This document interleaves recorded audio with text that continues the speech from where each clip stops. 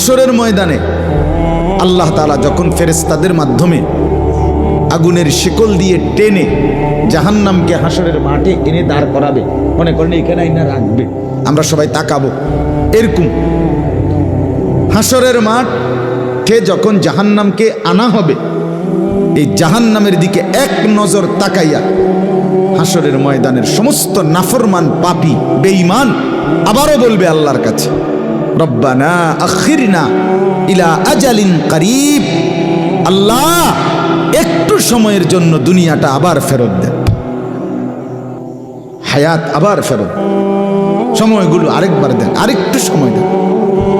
নজিব দাওয়াতাক, আপনার সব কথা তখন মেনে নেব,